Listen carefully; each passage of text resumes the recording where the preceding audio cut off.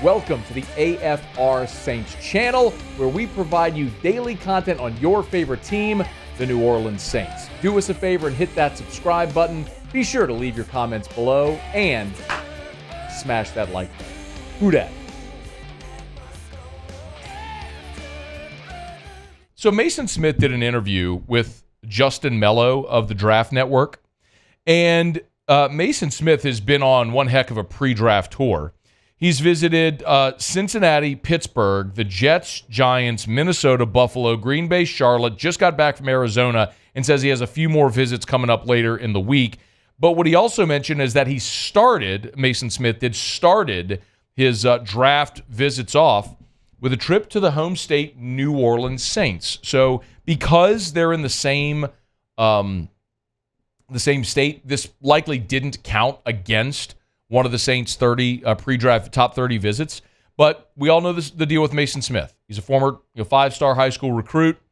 A lot of people would have loved to have seen him come back, despite the size, the physicality, derailed by a torn ACL. The production was never really there at the level many thought or hoped it could be. But he goes to the combine, has a phenomenal performance because he is a physical freak. He is a specimen, and he's racing up draft boards and is likely going to be an early day 2 pick. Well, I think the question for New Orleans is, if you're going to take Maason Smith, the only appropriate spot where you have assets is at 45. So what if the Saints were to draft Maason Smith at 45? First of all, you got to look at need at defensive tackle. And it is there because you've got Brian Brzee, who used a first-round pick on last year, but just look at your rotation. You got Shepard and Saunders, your 2 free agent signings from a year ago, and Malcolm Roach left you in free agency. So a year ago, the Saints went to camp with 7 defensive tackles. Again, on your 90-man roster when they started camp, they went there with 7 defensive tackles. Brzee, Shepard, Saunders, Roach, Jerron Cage, Jack Heflin, and Prince Emili. Those were the 7 that they went to camp with. Currently, they've got 5 on the roster: Brzee, Shepard, Saunders, Heflin, and then John Penasini, who's entering his 3rd year out of Utah. So you are going to add defensive tackles, plural, before you get to training camp. The question is, are you looking for an undrafted free agent? Are you going to draft a player? Is there a veteran free agent somewhere out there you're looking to sign?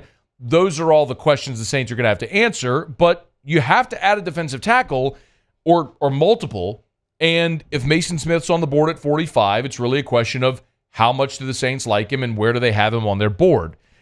You got to think of it this way.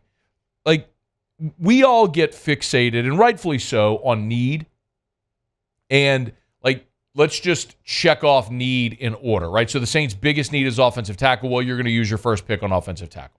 The next biggest need, likely receiver, you're going to use the 45th pick on the best receiver available. The way that sometimes that gets flipped on its head is if there's a prospect available when you're drafting that you have graded way higher than where you are in the draft. The best example of this always is Ryan Ramczyk. Remember, the Saints traded Brandon Cooks to New England. They got the Patriots' first-round pick, which was number 32 overall. The Saints had starting tackles. You had Teron Armstead and Zach Strief. You did not need a tackle. But they had Ryan Ramczyk as the highest-graded right tackle in the draft. And so he's sitting there at 32, and they got him as the best tackle in the draft, and so, boom, they take him. Zach Strief got injured in that training camp, and we know the rest is history with Ramczyk. He became the best right tackle in football when he was healthy.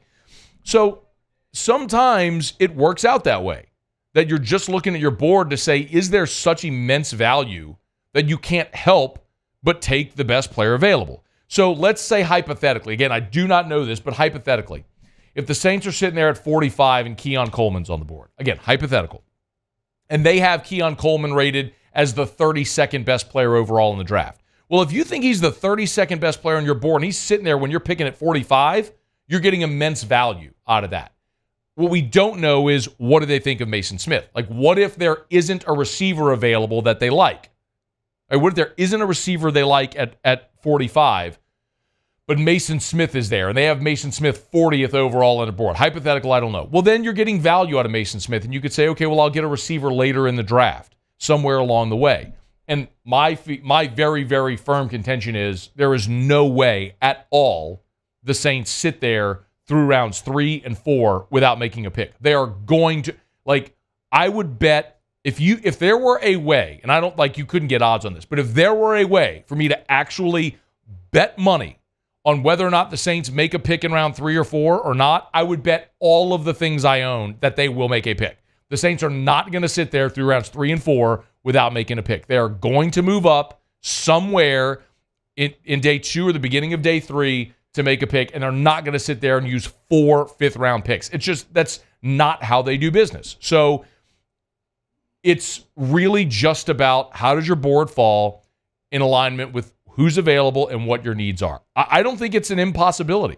I think a more likely scenario than the Saints taking Smith at 45 is if Smith falls into round 3 and the Saints would move up into round 3 to get the defensive tackle if they go offensive tackle at 14 and receiver at 45. I think that is a very, very plausible scenario for New Orleans as it may work out through day 2 and then into the beginning of day 3 of the draft coming up next week. So Maason Smith did take a pre-draft visit to the New Orleans Saints along with about a half dozen other teams. Or actually, let's see. New Orleans, Cincinnati, Pittsburgh, Jets, Giants, Minnesota, Buffalo, Green Bay, Charlotte, Arizona. That's 10, and he says he's got a couple more. So about a dozen teams Maason Smith will have visited before this year's draft. Hey, thanks so much for watching. Please leave your comments. I love to interact, and be sure to hit the red subscribe button below.